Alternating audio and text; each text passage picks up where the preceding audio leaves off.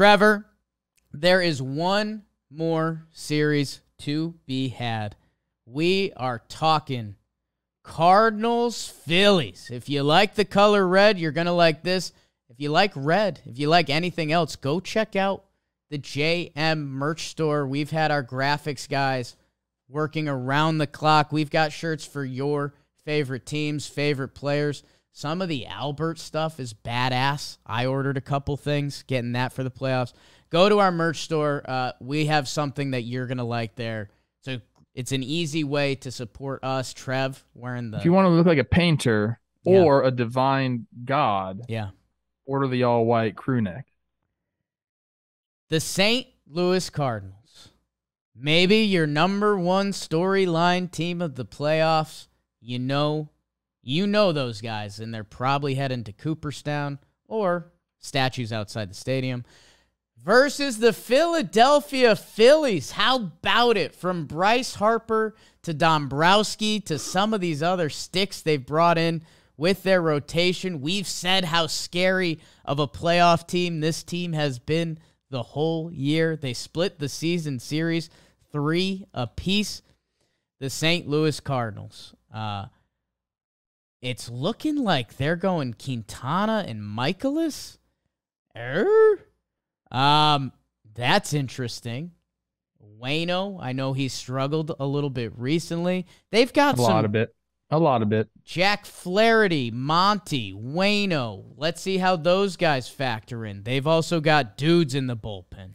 Helsley, maybe the number one dude you might not know about. Giovanni Gallegos, nasty. Your boy, Andre Palante, switching it up wherever he's pitching. Goldschmidt, Arenado, Edman, Pujols, Bang Biscuit, those young dudes in the outfield. Against the Philadelphia Phillies, Zach Wheeler, Aaron Nola, Ranger Suarez, John Boy's guy. And you know their dudes, Bryce Harper. Whoops. Although, he's been limping in a little bit. Kyle Schwarbo. How's your ding-dongs?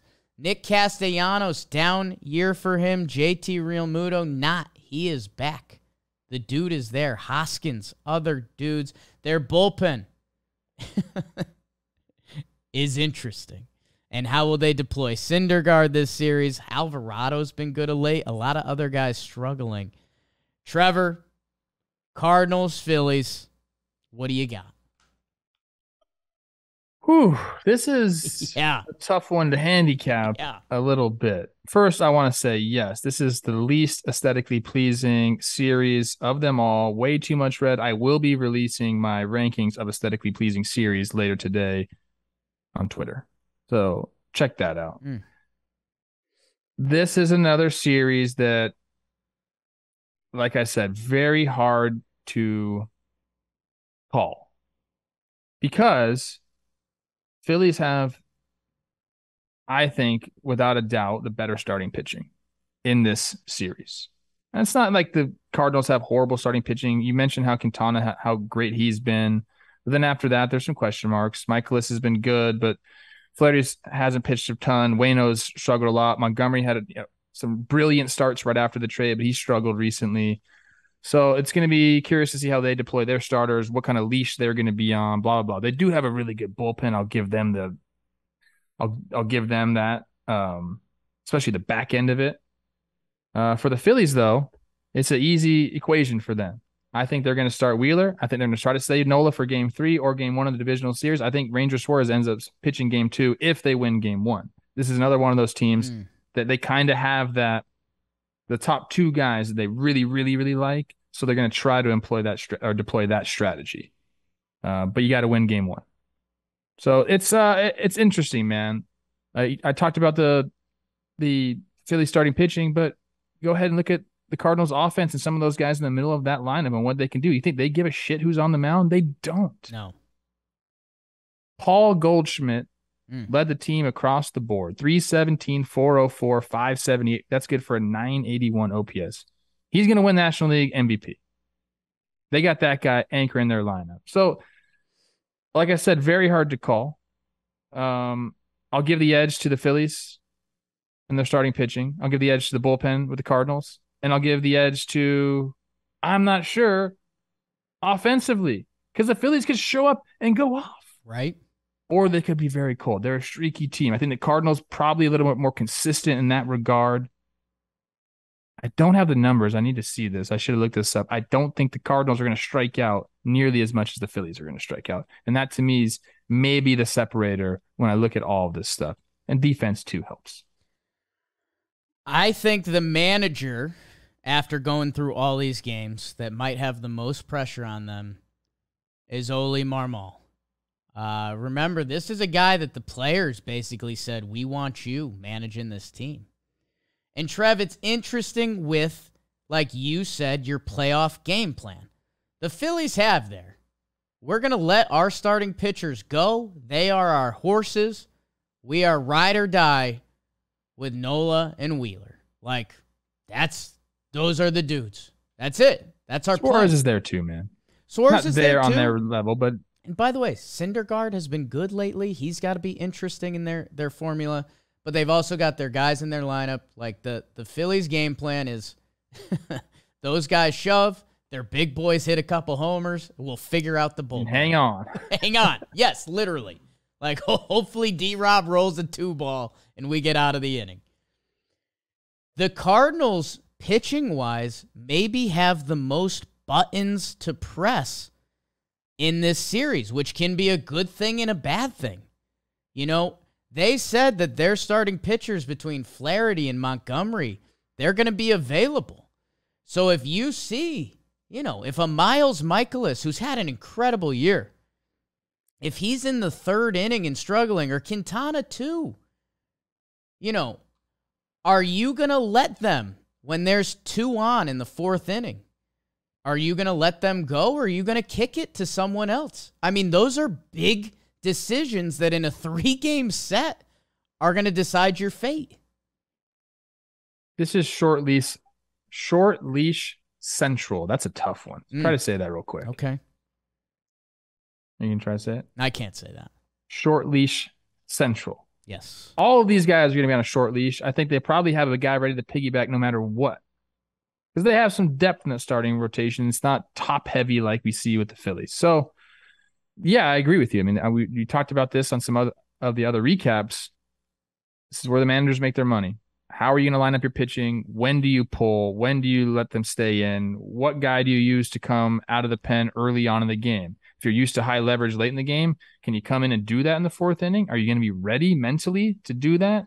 If you're a starter, are you going to be able to go out into that pen for the first 3 innings and wait and see if you need to be called upon and then put your shoes back on to come in the dugout? A lot of these things are all up in the air in the playoffs right now. I think more so for the Cardinals than maybe, well, not the Rays, but of these 2 teams, for sure, the Cardinals. Whew. Man, I'm struggling with a couple things. Trev, I've said it all year to you. I'll probably say it every year for the rest of my time on this planet. I love storylines. And this Cardinals team. I mean, The Last Stand. I talked about how good they are as a franchise, and there's some numbers that are crazy. I think someone tweeted out the other day, I forget who it was, but like the last time each NL team has finished in last place. And I think the Cardinals were something like 1913 or something. Like everyone else was like the last 25 years, except the Dodgers and the Cardinals. And you're like, yeah, that actually checks out. Part of the reason these Cardinals have been so good in recent history, Yachty, Waino, Pujols guy for half of that. He's back doing it again. Such a great baseball city. And another thing that I appreciate in sports are being well-run franchises. And these Cardinals, who have been in the playoffs or in contention every year for the past 20 years, versus the Phillies, who had the second longest playoff drought in baseball. I don't know how that figures in. Dombrowski was brought in to win and win now and win however the heck you can. It's tough to picture these Cardinals in St. Louis going down with the ship. It doesn't feel like sports work that way. Well, you mentioned Magic and the Magic scale. This team tops the Magic scale in all the baseball because of the storylines, because of their franchise history. Some people call it devil magic. I don't think they call it that in St. Louis. They call it bird magic, Redbirds. Yeah. By the way, I'm going to give a stat right now that's going to make one side smile and the other side go, fuck. Uh-oh. Ready? Ready. Okay. For the smiling, St. Louis Cardinals, get the teeth ready, baby. 70 defensive runs saved. I know we bash that stat right from time to time, depending on who we're talking about and what point we want to make. But the discrepancy here is so big that I have to take it for what it's worth. 70 defensive runs saved for the Cardinals. Do you want me to tell you what the Phillies have? Negative. Minus 34.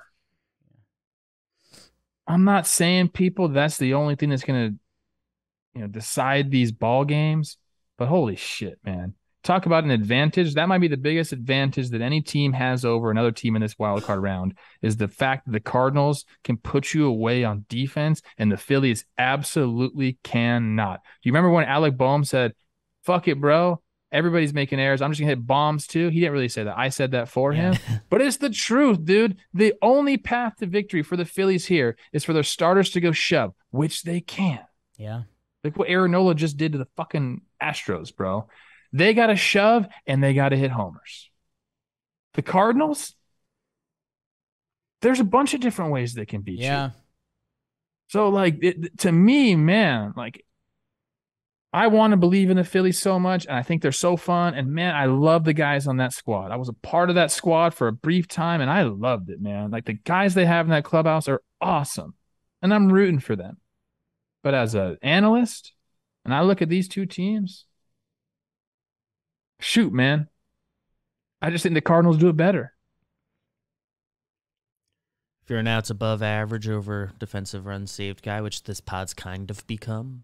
It's the same story. Cardinals fourth in baseball at 24. Phillies are second to last at minus 37.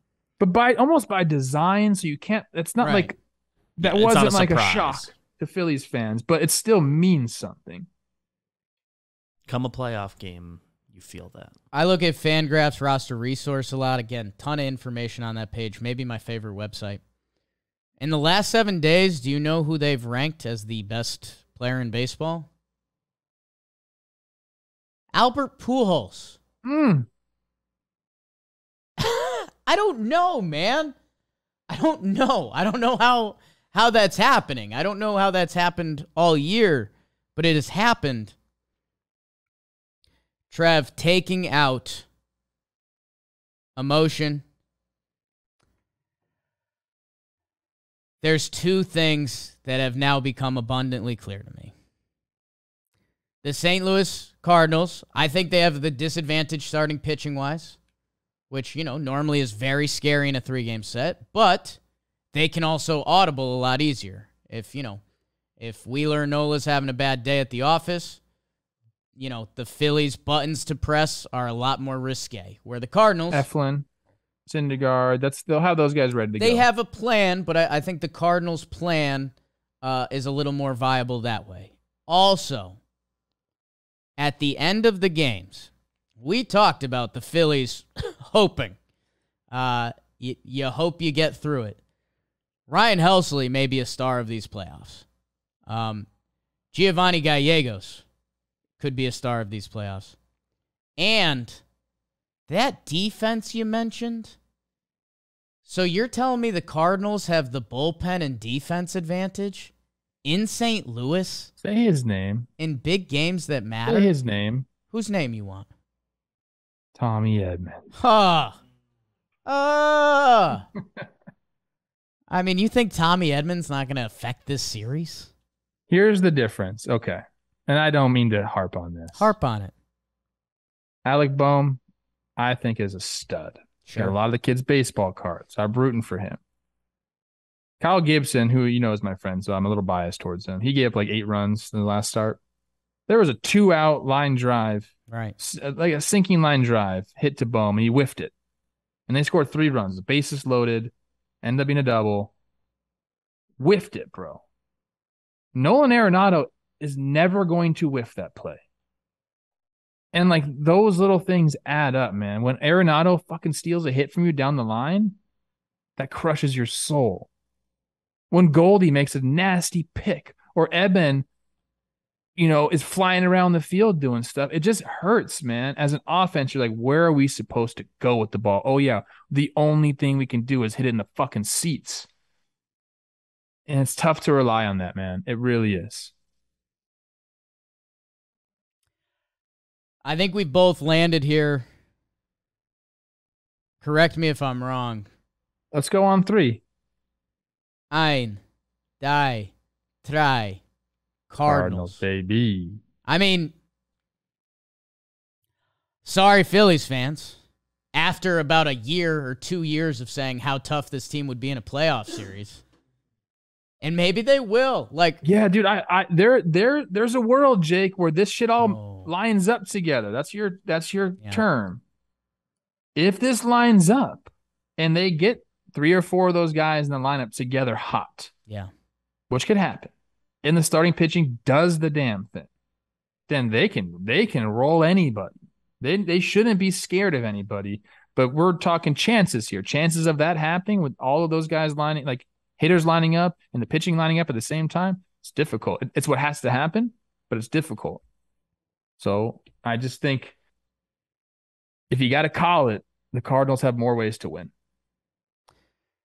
I'm with you. I think it's the right pick. And that's the beauty of baseball, is that all of our picks could be horribly wrong. God, I hope so. I love it, man. I love when people talk shit to us. The best. I'd like to say, coming into this, I had no idea what teams I was going to pick. I had all the information. I thought I knew in my head, but I wanted to double check along the way. I took all the home teams, and I hate that. I might flip a pick right now, and it's funny because we're YouTubing these, so they're not all connected, but on the podcast app, it's a fan base that already hates me. Mariners over the Jays. Oh. Don't let Jays fans see it. They think we don't give them any respect. Defense worries me. Hey, I helped Matt Chapman out this year, Jays fans. Yeah. At least give me some credit. Talk to Jake. Yeah, it's fine. I'm a stupid Yankees fan. Thank you guys. Enjoy the postseason with us, whether merch, live streams. We are going to be going live, or no, we won't be live after Friday night's games. We're going to record after. But yeah, we're going to be getting. Look out for that one, because who knows the mental state I'll be in. I don't know. Might be a little wonky. If you have no idea, we do Talkin Baseball after every day that there's playoff games. So you're going to be seeing a lot of us, including the John Bino. He's in. He's got his sister's wedding, and he's in. BBD's got a wedding this weekend. Everyone's copying your boy. Enjoy it. Enjoy it with us. Interact with us on Twitter, Instagram, everywhere else. And go the ball. You got anything, Trev? JP Crawford. Woo! Oh, Jolly Olive and I'm Jerry. so fucking ready. Oh, my God. Golly, Jake sucks.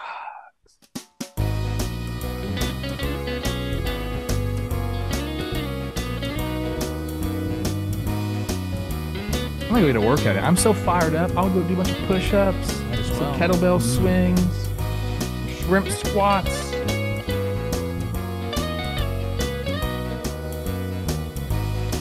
Show you a shrimp squat. You folding lasagna fucking pasta.